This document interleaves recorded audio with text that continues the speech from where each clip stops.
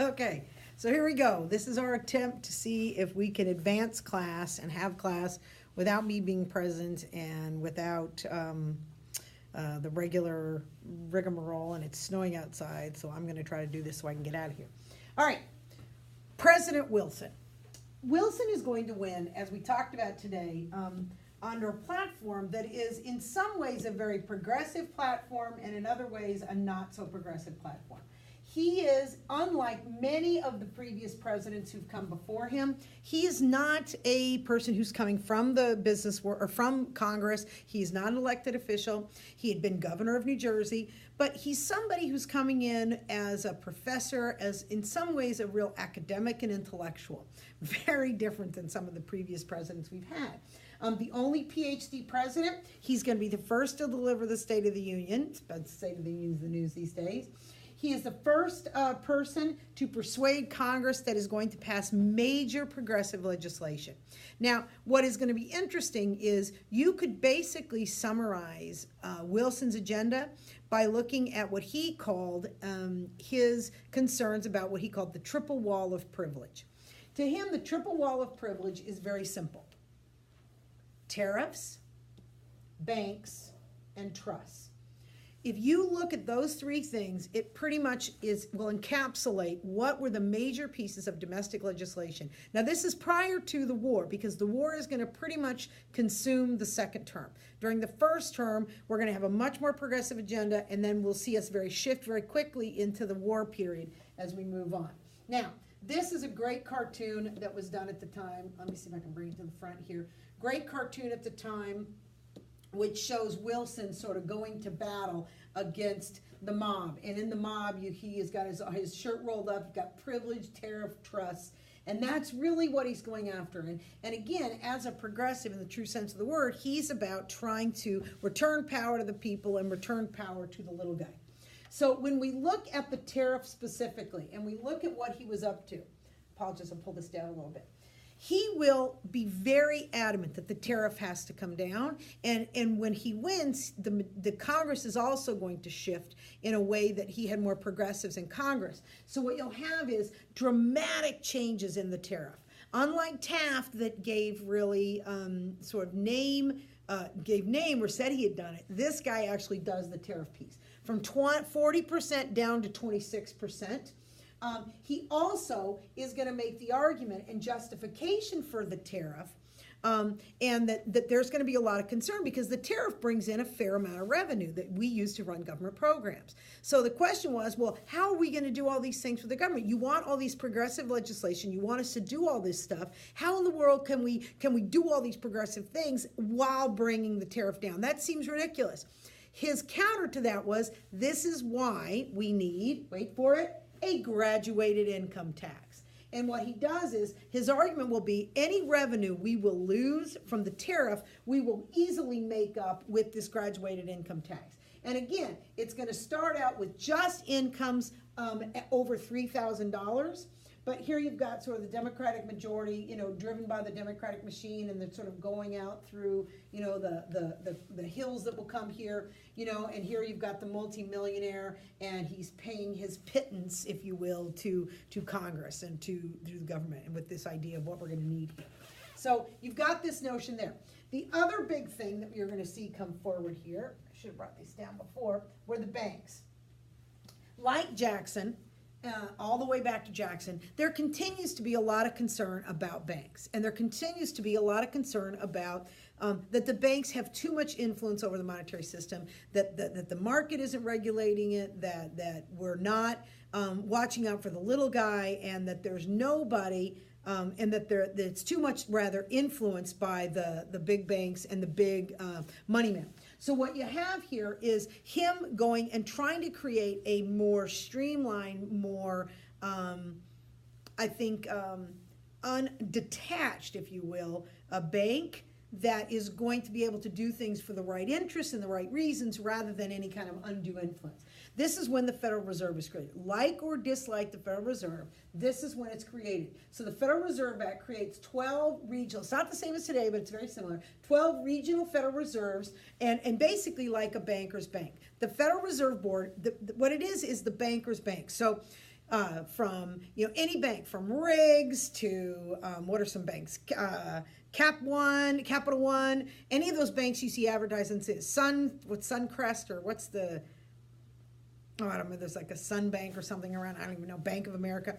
They get their money that they can loan out, and what they use as sort of their base of income, rather than just us, is what we call the Federal Reserve. That's what monetaries and sets monetary policy in this country. And what they're going to do is that they become the banker's bank.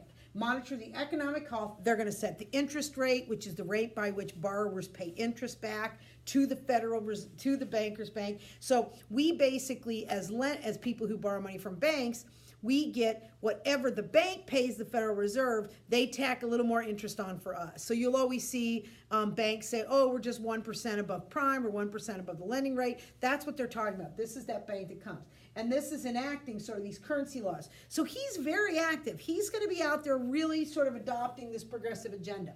The other big thing that he is going to go after were the trusts. And again, this was trying to create more of a systematic approach on how you deal with the trust. The Federal Trade Commission was a commission appointed by the president to oversee industries engaged in interstate commerce. Their whole purpose and existence is going to be to watch for unfair trade practices. This is when you have two very important pieces of legislation, and make sure you know these. It's sort of the evolution beyond the Sherman Antitrust Act, where the Clayton Antitrust Act, which basically is an expansion of the items and the practices that were objectionable, and it basically exempted labor from the antitrust prosecution. So this is, again, trying to clarify that labor unions are no longer going to be targets of a conspiracy, but that the real purpose of this is sort of taking that Sherman Antitrust Act and really giving it some power and giving it some authority. The other one was the Keating-Owen Act, which basically said, as a way to sort of solve two problems, is we're going to ban items that are basically produced from child labor. We in this country will not allow items that were made by child labor to be sold through our interstate commerce. Now, eventually, this is going to be ruled unconstitutional by the Supreme Court within a few years. But you see sort of the influence of Florence Kelley. You see sort of that progressive element kind of moving forward here. So you see this general theme that is consistent here. In terms of foreign policy, we talked about gunboat diplomacy for Roosevelt. We talked about dollar diplomacy for Taft.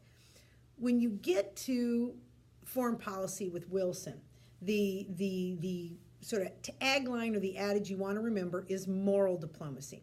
Now, in some ways, you can think about this as the idea of the college professor, sort of the ivory tower, this theoretical ivory tower president who really wants to create sort of this idea of policy that is consistent with our makeup, that is consistent with our values, right? So in this case, he's going to go a step beyond what I think anybody had envisioned at this point, but that the U.S. should be the conscience of the world.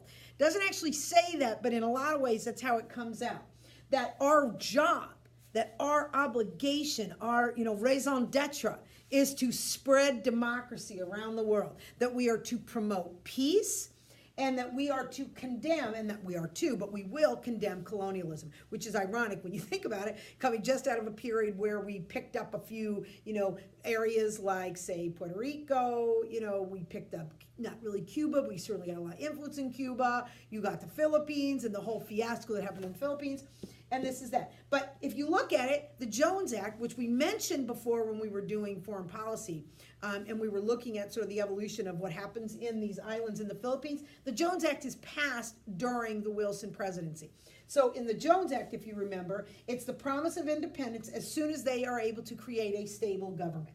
And that will come after World War II, and in large part it comes in response to what happened in World War II when the Japanese take over and, do significant damage to the island and the people of the Philippines, and we were not able to protect them.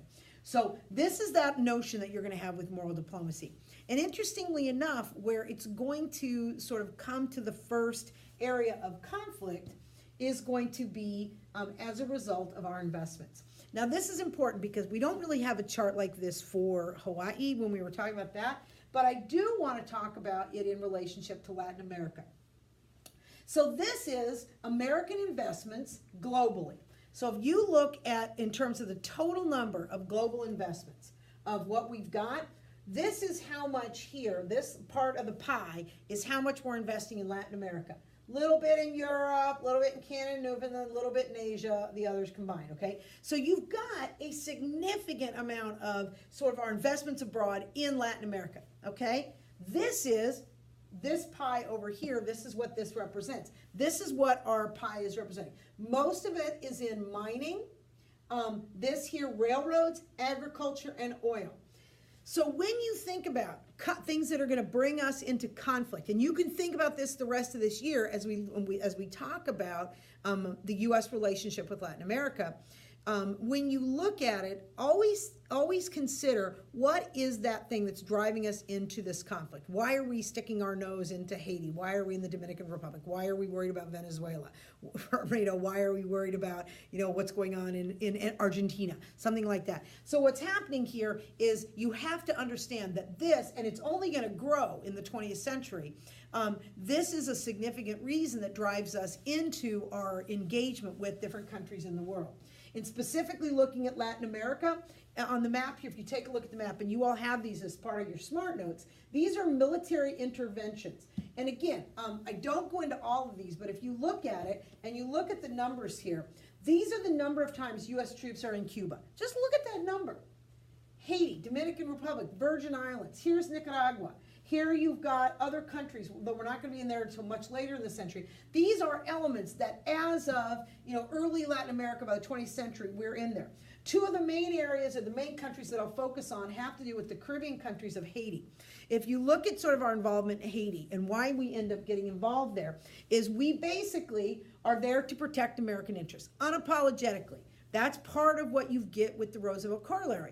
It says where we have chronic wrongdoing or nations aren't able to, or unwilling or unable to do what they need to do to protect themselves, if our interests, our American interests are in harm's way, we're going to engage. So you've got this issue here, 1916. You've got us back again there. Again, this is going to give us that level of financial supervision. Same thing basically happens in the Dominican Republic. We're going to establish a military presence there. Now, it's interesting.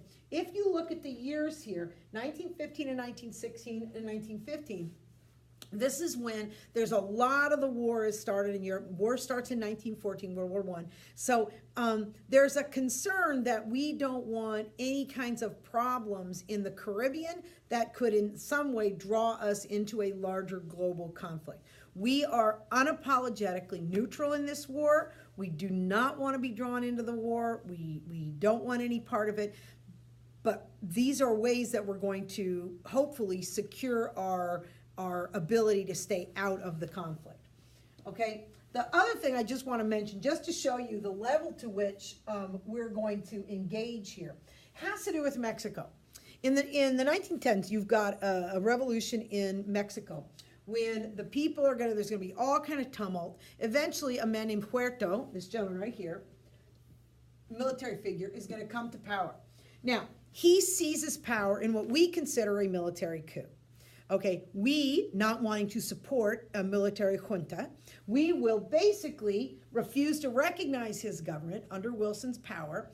Instead, we begin selling arms and materials to the two rival groups in Mexico that are fighting against. So we basically are trying to destabilize the Huerta government by supplying money to a man named Carranza, who is very much an intellectual, very pro-America, very pro-American business in that, and a man named, we'll just go by Pancho Villa, because Pancho Villa is going to end up being our nemesis. But we end up sending money to both of them because both of them are working against Huerta. So what happens is there's an incident that occurs in Tampico Bay. Now, Tampico Bay is outside of Veracruz. It's a bay area right outside of Veracruz, Mexico. A group of soldiers or sailors on shore leave are going to be arrested by Huerta's government and Huerta's men.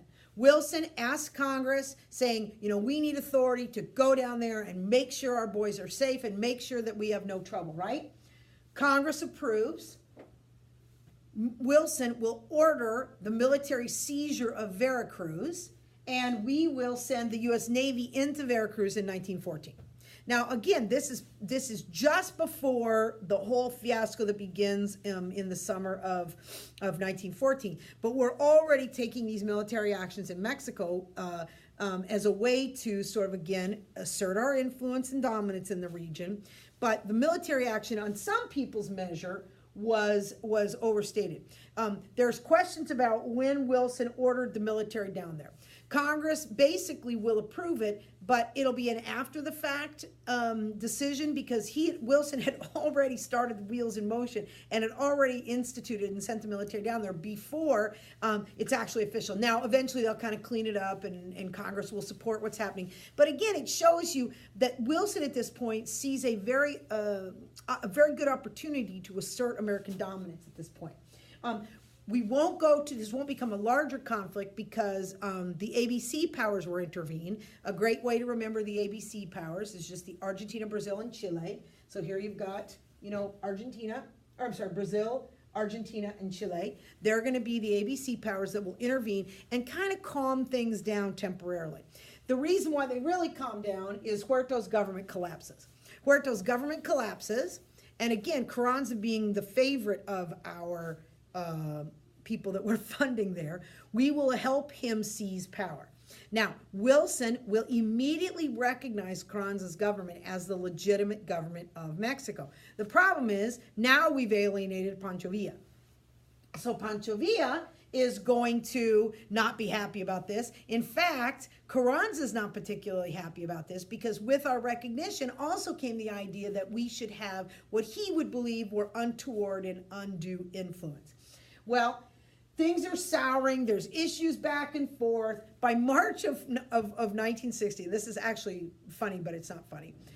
Pancho Villa literally is like a renegade running around in his big Mexican, top hat. You think stereotypical, but this big old Mexican hat, and he's basically riding into towns and shooting up the towns like a gangster. Okay, he attacks in New Mexico and Texas. He actually invades across the border and shoots up, seizes 100 horses, puts part of a town in New Mexico on fire, sets it on fire. In the process of this whole thing, you're going to have a few Americans get killed. I think it's like 18 Americans are going to die in the process. Pancho Villa was hoping that what it would do is produce another overreaction by Wilson that would then put Carranza in sort of a standoff with Wilson. But Pancho Villa is trying to push the United States and Mexico into a greater conflict. Okay, well, what happens is we decide at this point it was time to really engage and really sort of put Pancho Villa in his place. We send one of the great American generals at this time, John J. Pershing. If I can get him to come down here. There we go, John J. Pershing. John J. Pershing into Mexico. His job was to go and find Pancho Villa and take him out. This is a little bit like looking for bin Laden in Afghanistan. We couldn't find the guy. The entire military under Pershing is down running around in the desert of northern Mexico, and we can't find them. They're going to be clashing because Carranza's men don't want us in there because that's an invasion of their country. Pancho Villa's men are happy to stir up all the trouble. We've got this guy going on, and we can't catch him. So Pancho Villa will escape.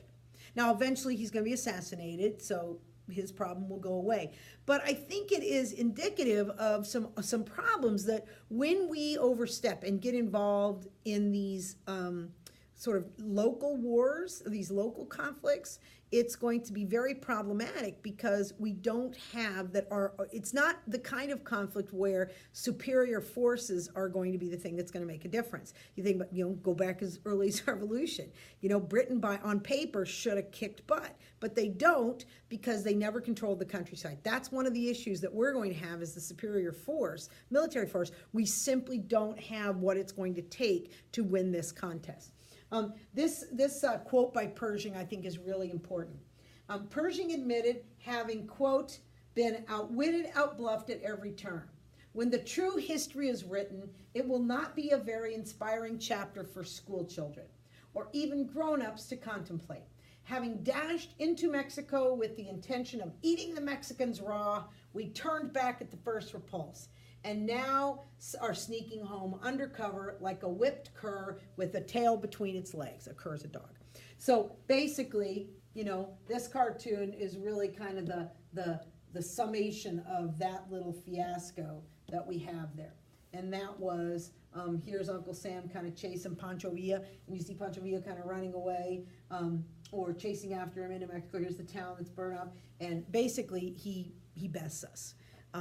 So that's the problem. But again, there's this ongoing concern with Mexico because one of the great advantages we have always had in terms of geopolitics is we've got the oceans, Pacific and the Atlantic, and then we've got a good border and a nice safe border, good relationship with Canada, and it's not been great, but we've never had anything to fear from Mexico.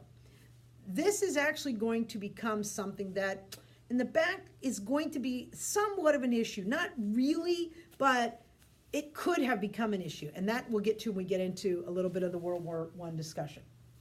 Okay, so that's where we sort of stop with those presidents.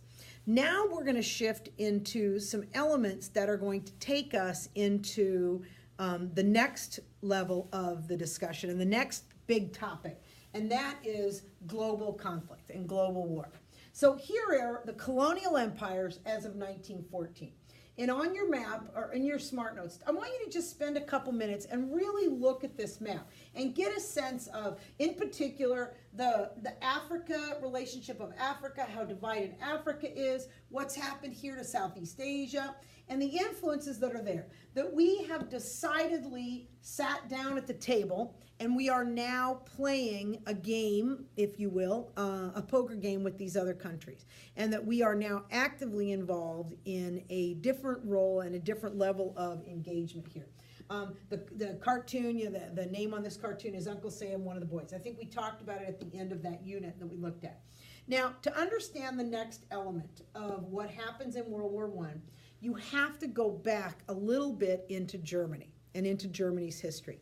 And to understand Germany's history, you've got to understand, first of all, its geography, okay? So if you look at Germany, this is Germany right here. Germany sits at this time squarely in the center of Europe, okay? It's right there. It's got multiple borders with European powers. It's literally right in the center. For many years, there has been a desire among German peoples to regain and reclaim their rightful power or their rightful ascendancy. Going back to the Holy Roman Empire, which they will refer to, many of the Germans refer to as the First Reich, Reich being an empire, that they would consider the Holy Roman Emperor the First Reich.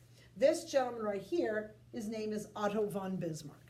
Otto von Bismarck is a military figure who will be incredibly influential at the period and in the period of the what we call the Second Reich at the late 19th century. He is a military genius. He will do tremendous advancement in terms of what Germany is able to do militarily, and will create sort of the military Germany and the industrial Germany that will be so incredibly powerful at the beginning of the 20th century. Responsible in large part for the Germany that will go into parts of Africa and set his influence there. Now, when you have this gentleman around, he will be sort of come under the leadership that will emerge in Germany in the early 20th century is this gentleman right here, Wilhelm II. Now, Kaiser is his title. Kaiser Wilhelm is the leader of Germany, and he aspires to making Germany great again, for lack of a better word. He really wants to put Germany on the map, make Germany a powerhouse, an industrial superpower, a military superpower. And so what starts to happen is when he comes to power with the machine that was been built by Bismarck, he will begin to construct, and again, Bismarck will refer to his empire, this sort of power of Germany in the late 19th century, as the Second Reich.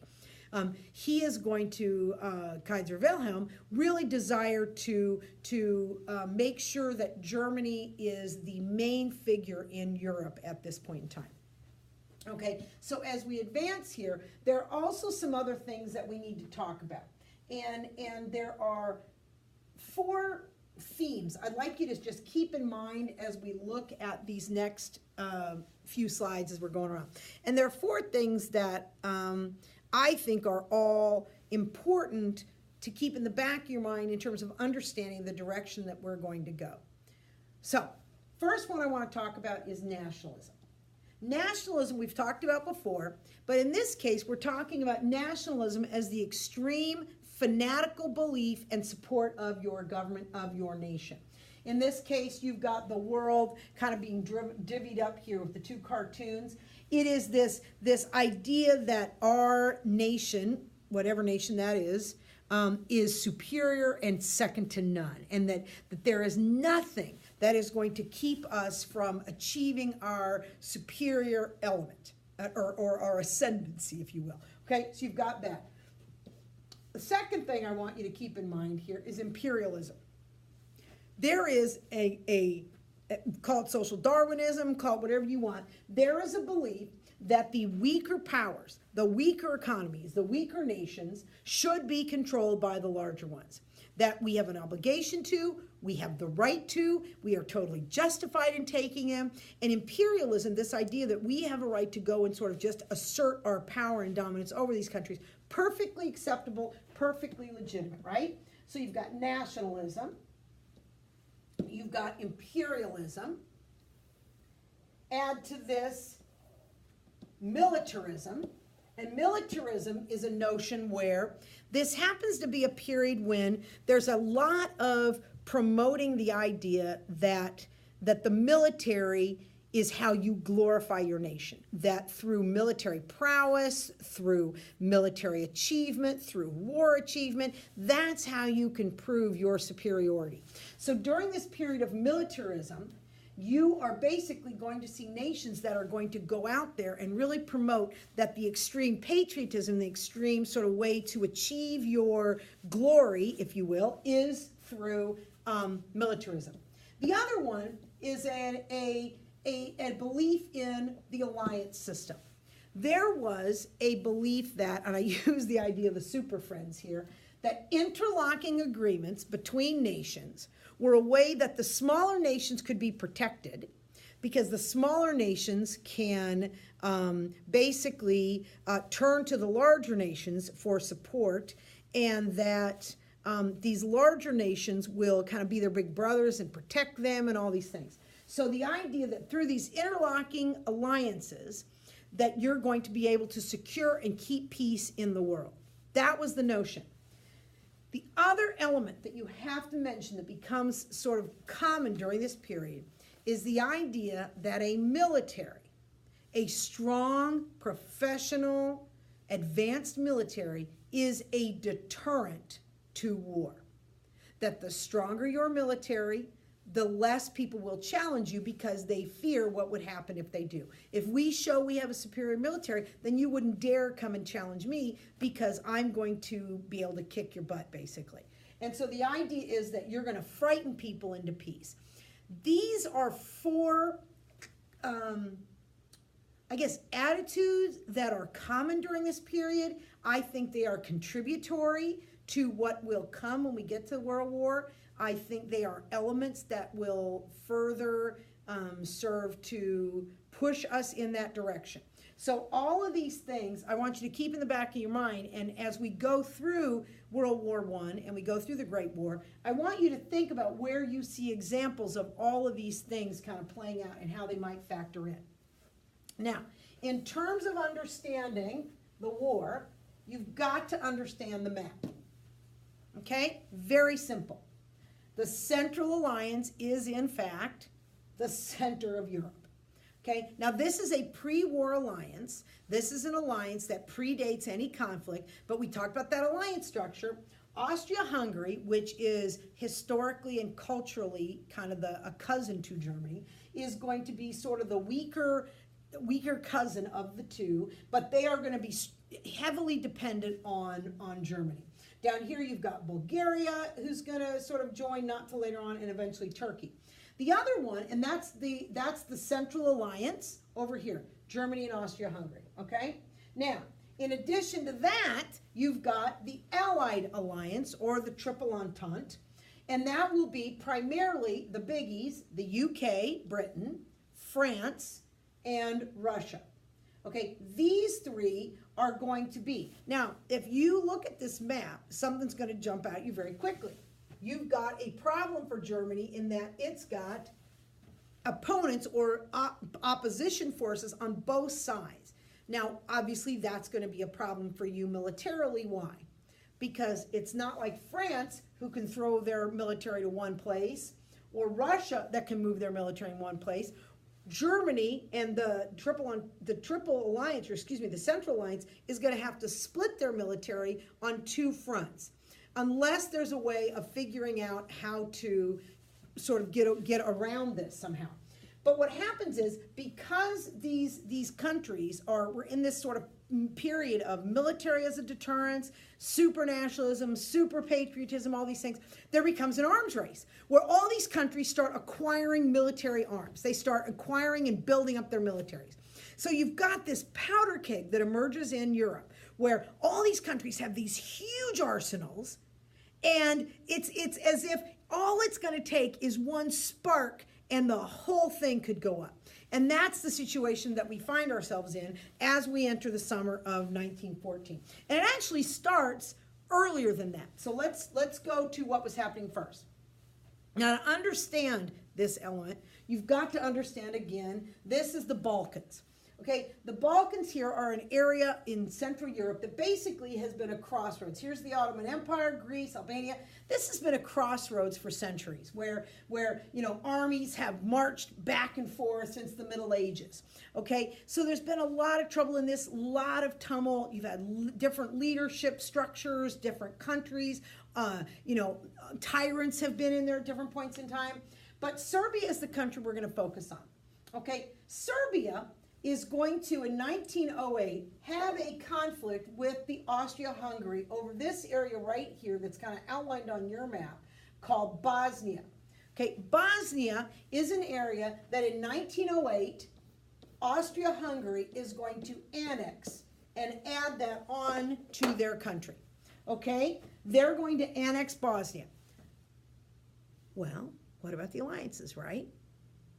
Well, in this case, Serbia, and Bosnia used to be part of Serbia. Serbia will turn to its big brother, who at this time happens to be Russia, and say, Russia, help. If you know anything about Russian history, in 1908, there are already major internal divisions going on within Russia. There's an organization called the Bolsheviks, which is at this time in 1908, very small, but is a very militant communist organization, tries to overthrow the government of Russia. And so there's all kinds of problems in 1908. There's back and forth. Russia's basically got internal issues that are going to keep it from fulfilling its alliance obligations to Serbia. So basically, Bosnia is going to be annexed into Austria-Hungary. Okay? Fast forward to 1914. 1914, the summer, there is a shift coming to Austria-Hungary. Austria-Hungary at this time is going through a transition. The leader of the country is very old. He's about, not too far in the future. Looks like he's probably going to be moving to the next realm. And his son, the Archduke Ferdinand, is the heir to the throne. So he is going to be, this gentleman right here is going to become the next king, the next leader in Austria-Hungary. Well, he was by most, I think measures, he was a progressive, certainly compared to his father. he really thought Bosnia had been illegally seized. Now, he can't just come out publicly and say that, oh, I think we made a mistake by annexing Austria-Hungary or Bosnia, but I think that Bosnia had been illegally seized. So in an effort to just kind of make nice and kind of make a gesture, an overture, he decides to make a journey to Sarajevo, the capital of Bosnia-Hungary, a province of Austria-Hungary, to go into Sarajevo to try to show goodwill, to try to make, some nice relationships, with the idea that maybe they could move to a new level. So off he goes to Sarajevo, and he's there. He arrives with his wife. They begin this big tour of the city. He's going to be giving some public speeches and some events, right? At this tour of Sarajevo, as he is there, what he is unaware of is that while he is out on this tour, there is another group of people lurking. And that would be the terrorist group of the time known as the Black Hand. Okay, the Black Hand was a terrorist organization that believed Bosnia had been illegally seized from Serbia, and it was their reason, their purpose in life was to build up a movement in Bosnia to have the people leave to come back and join with their brothers in Serbia. This is Gavrilo Princip. He will be the assassin. So what happens basically is this is the Archduke, and he's riding around in his car, and he's out for this big public parade, and he gets there, and he's in an open car, and somebody, one of the assassins, comes along and literally walks up to the side of this car and throws a bomb that lands in the Archduke's lap. He literally looks down, he's got this bomb in his hands, and he throws it. It goes out into the crowd and explodes, killing all these innocents. People that, oh my God, he's here for a goodwill mission. He just threw a bomb and killed all these people. Now, obviously, it's not his bomb, but he's the guy that threw it. He's feeling terrible. Now he's happy he's alive, but he's terrible, right? So he and his wife, really upset about what happened, take some time off, decide they really need to go to the hospital to visit some of the people who were wounded. On their way to the hospital. Now, at this point, Black Hand, which has operatives all over the city ready to take out the Archduke, has disbanded, and people are kind of leaving the city, and as are many of these people. Gavrilo Princip literally happens to be standing on a corner when the Archduke, without any protection, pulls up while the driver tries to figure out where he's going. The driver makes a wrong turn, and right in front of him. And Gavrilo Princip walks right up and point blank range kills the Archduke and kills his wife. June 28th, 1914. This car is in a museum. You can go and see the car someday if you want. Okay, this obviously is not good. Austria-Hungary immediately issues an ultimatum. They are going to go into Serbia. They're going to go in and they are going to find Black Hand. They're going to root it out, and they're going to think of us after 9/11. The fact that we chased, Al-Qaeda. We chased Al-Qaeda all over the globe. Same kind of thing. We are coming in and we are going to take them out. Here's the thing. Serbia knows once Bosnia, or once the Austrian-Hungaries get into Serbia, they're not leaving. So Serbia is really concerned that this is about to destroy their any chance of semblance of their autonomy. So they realize that if they accept Austria-Hungary coming to investigate the Black Hand, it's over for them. But if they don't, Austria-Hungary is going to invade and they're going to have a conflict. So Austria-Hungary rolls the dice. They say no. They then turn to their big brother, the Russian Empire. No more sort of issues right now with the Bolsheviks. And we wait to see what will happen. They were given 48 hours. Well, this is basically what comes next. Serbia gambles. They reject it. And you see Serbia, Austria-Hungary moves on them, Russia moves on them, Germany moves on them, And basically, everybody starts lining up because this is the order by which they are going to fall in. Russia will agree to support Serbia against them and begins mobilizing troops. Germany, and again, all you got to do is go back to look at the map. What's the big problem here that Germany's going to have? Where is Germany? Sitting with two major enemies on either border. This now is the point where Germany has to decide. Do they wait? Because Russia hasn't declared war. We know Russia's moving, but Russia hasn't declared war. If we wait for Russia to get ready and then they declare war, it's too late.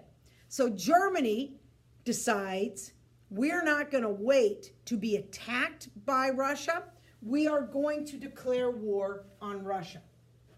Okay, they declare war on Russia, and at the same time declare war, well, a day later, declare war on France.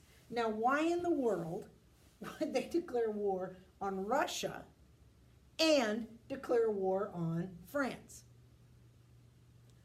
That's what we talk about Thursday. Bye! Hopefully that was okay. We'll talk Thursday.